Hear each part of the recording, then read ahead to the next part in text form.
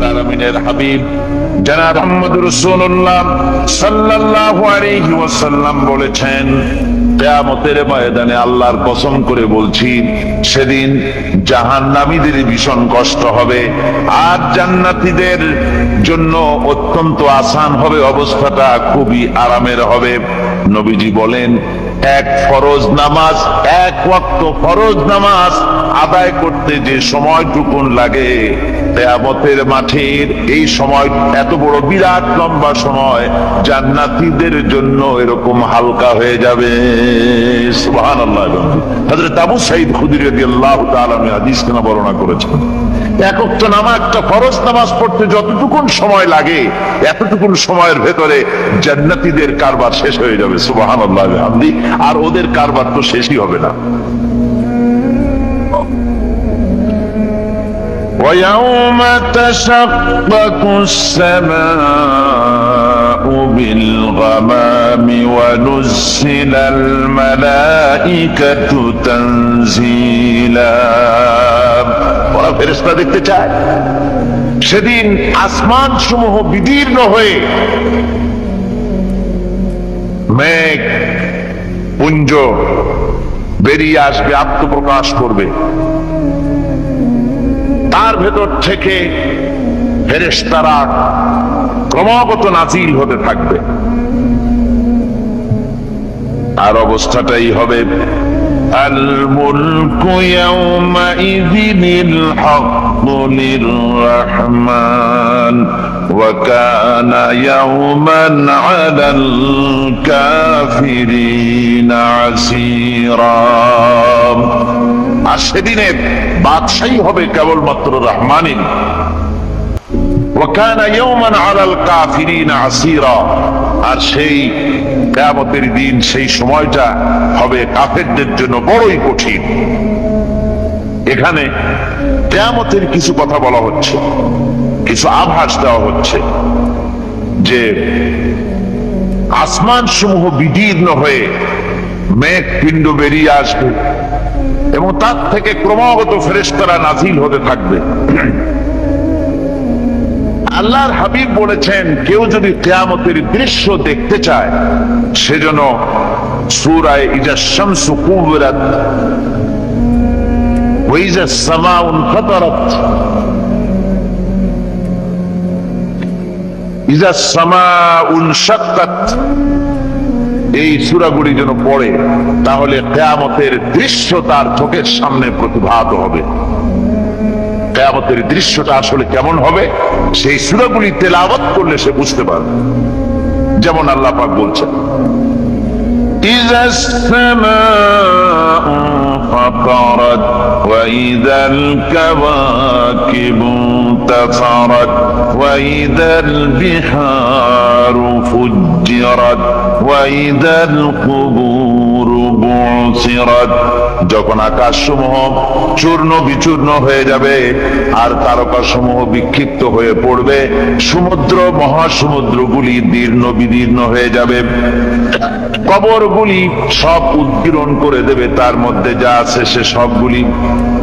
আবার আল্লাহ পাক বলেন, ইযাশ শামসু কুবিরাত ওয়া ইযান নুজুমুন কাদারাত ওয়া ইযাল জিবালু সুজ্জিরাত। সূর্য যখন ঢেকে যাবে, তারকাগুলি যখন বিপর্যস্ত হয়ে যাবে আর পাহাড়গুলি যখন চালিয়ে দেওয়া হবে, এই দৃশ্য তোমরা দেখতে পাবে। فإذا النجوم طمست وإذا السماء فرجت وإذا الجبال نسفت। সেদিন অবস্থা এমন হবে, সমস্ত তারকাগুলি স্তিমিত হয়ে যাবে আর আকাশসমূহ দীর্ণ বিদীর্ণ হয়ে যাবে। আর দেখতে পাবে পাহাড়গুলি, সমস্ত পাহাড়গুলিকে উড়িয়ে দেওয়া হবে। আবার অবস্থা আরো কি হবে, فإذا برق البصر وخسف القمر وجمع الشمس والقمر। যখন চক্ষু বিস্ফারিত হয়ে যাবে মানুষের, চাঁদ আর সূর্য নিষ্প্রভ হয়ে যাবে, সব একাকার হয়ে যাবে, চন্দ্র এবং সূর্য তার অস্তিত্বকে হারিয়ে ফেলবে। শুধু তাই নয়, وحملت الأرض والجبال فدكتا دكة واحدة।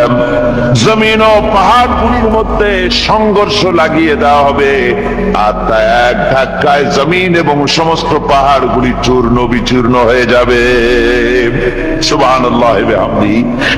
আল্লাহ রাব্বুল আলামিন বলছেন এইভাবে করে কিয়ামতের দৃশ্য, বিভীষিকাময় দৃশ্য তোমরা দেখতে পাবে। আর সেদিনের রাজত্বটা কার হবে? আল মুলকু ইয়াওমাইযিনিল হাক্কু লির-রাহমান। সেদিনের রাজত্ব হবে কেবলমাত্র রহমানের। অর্থাৎ যেসব কৃত্রিম বাদশাহী দেখে তোমাদের চোখে ধাঁধা লেগে গিয়েছে, তোমাদেরকে দুনিয়ার বাদশাহী দেখে তোমরা ধোকায় পড়ে গিয়েছো, এসব বাদশাহী কিছুই টিকবে না সেদিন। সেদিন শুধু বাদশাহী থাকবে একমাত্র আল্লাহ পাকের। কার থাকবে বাদশাহী? জোরে বলেন কার? আল্লাহ রাব্বুল আলামিন যখন কিছুই থাকবে না ঘোষণা করবেন, লিমানিল মুলকুল ইয়াউম লিল্লাহিল ওয়াহিদুল কাহ্হার। আজকে কার রাজত্ব?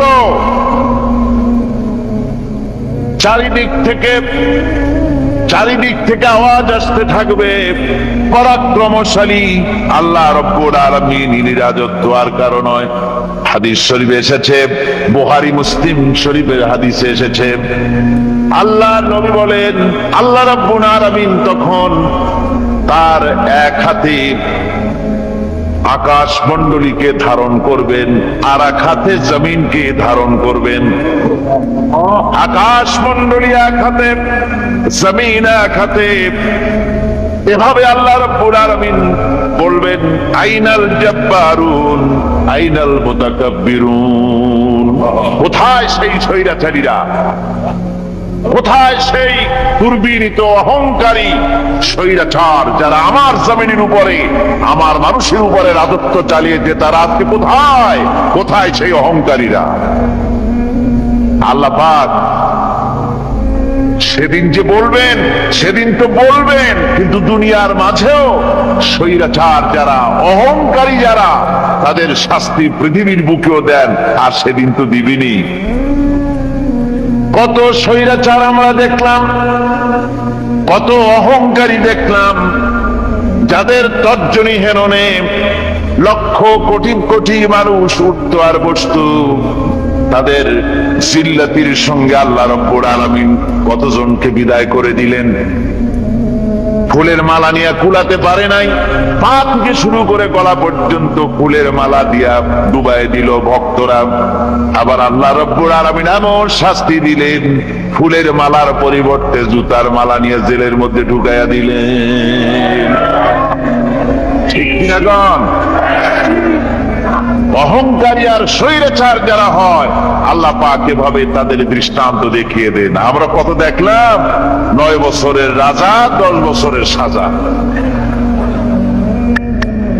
পৃথিবীর মুখে যারা অহংকার করে, যারা স্বৈরাচার হয়, আল্লাহর আইনকে যারা বৃদ্ধঙ্গুষ্টি প্রদর্শন করে, আল্লাহ পাক তাদের জমিনেও দেখান। এখানে চূড়ান্ত ফয়সালা আল্লাহ করেন না, আসল ফয়সালার জায়গা তো আছেই, তবে এখানে নমুনা দেখায় দেন। কিন্তু মুশকিল হচ্ছে, ইতিহাসের সবচাইতে বড় শিক্ষা হলো ইতিহাস থেকে মানুষেরা শিক্ষা গ্রহণ করে না। একজনে যে কাম করে বিপদে পড়ে, আর একজন এসে আবার সেই পথেই অগ্রসর হয়, নিশ্চিত মৃত্যুর পথে। আমার বন্ধুগণ, আল্লাহ পাক বলছেন সেই দিন আমার রাজত্ব হবে, আর কারো রাজত্ব হবে না। ওয়া কানা ইয়াওমান আলাল কাফিরিন আসীরা। আর ওই দিনটা, ওই কিয়ামতের দিন হবে কাফেরদের জন্য সবচাইতে কঠিন। সবচাইতে কঠিন হবে কাদের জন্য? কাফেরদের জন্য। কাফের কারা? কাফের হচ্ছে তারা যারা নাকি আল্লাহর আইনকে অস্বীকার করেছে। আল্লাহকে অস্বীকার করেছে, আল্লাহর আইনকে অস্বীকার করেছে। ওরা কি? কাফের। কুফর শব্দের অর্থ হচ্ছে গোপন করা। এই জন্য অন্ধকার রাতকে আরবিতে কাফের বলা হয়েছে, অর্থাৎ যা সব জিনিসকে অন্ধকার দিয়ে ঢেকে দেয়। তো কুফর হচ্ছে সেই জিনিস যা মহাসত্যকে ঢেকে দেয়, সত্যকে, মহাসত্যকে ঢেকে দেয় যেই জিনিস, সেটাকে কুফর বলা হয়। আর এই কাফের অন্ধকারে ঘুরে মরে, সে কোন আলোর খোঁজ পায় না। আল্লাহ রাব্বুল আলামিন বলেন, কাফেরদের কথা এখন শোনাচ্ছেন আল্লাহ পাক, ওয়াল্লাযীনা কাফারু আউলিয়াউহুমুত তাগুতু ইউখরিজুনাহুম মিনান নূরি ইলাজ যুলুমাত। যারা কাফের, যারা কুফরি অবলম্বন করেছে, তাদের সাহায্যকারী আর পৃষ্ঠপোষক হচ্ছে তাগুত। তাগুত বলা হয় সেই শক্তিকে, যে শক্তি শুধু নিজেই আল্লাহর আইন অমান্য করে বসে থাকে না, বরং অন্যদেরকেও আল্লাহর আইন অমান্য করতে বাধ্য করে। ওদেরকে আরবিতে কি বলা হয়? তাগুত বলা হয়। আর এই তাগুতের শক্তি, এই তাগুত হয় তার সাহায্যকারী, যা তাকে আলো থেকে টেনে অন্ধকারের ভেতরে নিয়ে যায়। আর কাফের হচ্ছে আল্লাহ পাকের ভাষায়, অর্থাৎ কোরআনের ভাষায়, কাফের হচ্ছে সবচাইতে নিকৃষ্ট প্রাণী, সবচাইতে নিকৃষ্ট জীব।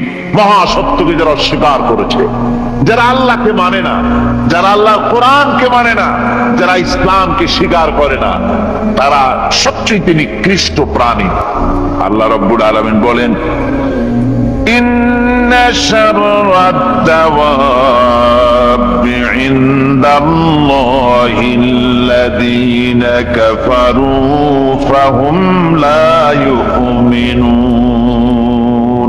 নিশ্চয়ই আল্লাহর জমিনে সব বিচরণশীল জীব যত আছে, আল্লাহ বলছেন আমার জমিনে বিচরণশীল জীব যত আছে, তার মধ্যে সবচাইতে নিকৃষ্ট প্রাণী হলো যারা ঈমান আনে নাই, যারা বিশ্বাস করে না আমি আল্লাহকে, যারা পরকালকে বিশ্বাস করে নাই, যারা কোরআনকে বিশ্বাস করে নাই, যারা ইসলামকে বিশ্বাস করে নাই, পৃথিবীর মধ্যে তারা সবচাইতে নিকৃষ্টতম প্রাণী।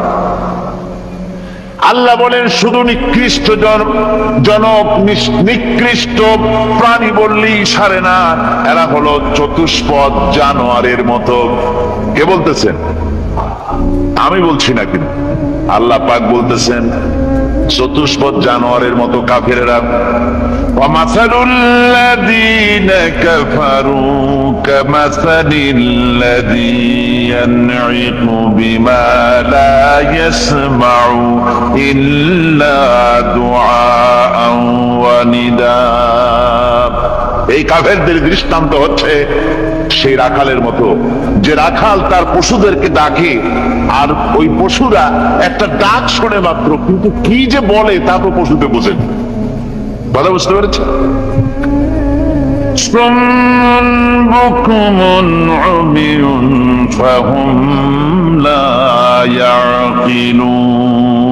এরা বোবা, এরা বধির, এরা অন্ধ, এ কারণেই কোনো কথা বোঝে না। এরা চতুষ্পদ জানোয়ারের চাইতেও নিকৃষ্ট। যাদেরকে আমি আল্লাহ বলেন, যাদেরকে আমি চোখ দিলাম, চোখ থাকতে হক দেখলো না, সব দেখলো, হক দেখে নাই চোখ দিয়া, এই চোখ দিয়া সব দেখলো, নারীর সৌন্দর্য উপভোগ করলো, আর নারীর অঙ্গ প্রত্যঙ্গ নিয়ে নানা ধরনের গল্প লিখলো, কবিতা লিখলো, কিন্তু এই সৌন্দর্য যিনি দিলেন তারেও চিনল না। আছে না কত কবি আমাদের দেশে? আমার দেশের সেই কবি জাতীয় পুরস্কার পায় যে কবি নারীর বিশেষ বিশেষ অঙ্গ নিয়ে বেশি করে নির্লজ্জ কবিতা লিখতে পারে, ওই হলো সবচেয়ে বড় কবি। আমার বন্ধুগণ, একজন বুজুর্গ ব্যক্তি, তিনি পথ দিয়ে যাচ্ছিলেন, তো সে পথে এক সুন্দরী যুবতী মেয়েকে দেখে সেই যুবতী মেয়ের দিকে এই বুজুর্গ ব্যক্তি এক নজরে তাকায় আছে। তখন এই ঘটনাটাকে কবি এভাবে লিখতেছেন সাজায়, একদা সুখদায়ক প্রমোদা বদন দর্শন করিবম ঝরিল নয়ন, হেসে কহে সে রূপসী সবিস্ময় মন, কহ দেখি মহাশয় কহ কি কারণ, বিষয় বিরাগী তুমি ভুবনে প্রচার, কি হেতু জন্মিল তব মানস বিকার, সামান্য ললনা রূপ করি দর্শন, উচিত না হয় তব অশ্রু বরিশন। বুজুর্গ ব্যক্তি ওই মহিলার দিকে তাকিয়ে তাকিয়ে কাঁদতেছেন। সুন্দরী মহিলা বলেন, আল্লাহর বুজুর্গ বান্দা, আপনি এলাকার ভিতরে বুজুর্গ এবং পীর হিসাবে, বুজুর্গ ব্যক্তি হিসাবে আপনি বিখ্যাত। আজকে আমাকে এখানে দেখে আপনি আমার দিকে তাকায় আমার রূপ উপভোগ করতেছেন আর কাঁদতেছেন। আপনার মতো সংসার বিরাগী মানুষ আমার মতো একটা সুন্দরী মেয়েকে দেখে ভাবে কাঁদা ঠিক না। বুজুর্গ ব্যক্তি বলছেন, হেসে কহিলাম বালে করহ শ্রবণ, নেত্র ঝরে তবু হেতু ভেব না এমন, যে শিল্পী রচিল ওই সুধাংশু বদন, তাহার তরে ঝরে নেত্র নয়নে জীবন। আল্লাহর বান্দি, আমি তোমাকে দেখি কান্দি না, আমার চোখে পানি বেরিয়ে গেছে। তোমারে দেখে আমি মনে মনে ভাবলাম, এত সুন্দর করে যিনি মানুষ বানিয়েছেন না জানি ওই আল্লাহ রব্বুল আলামিন কত বড় সুন্দর।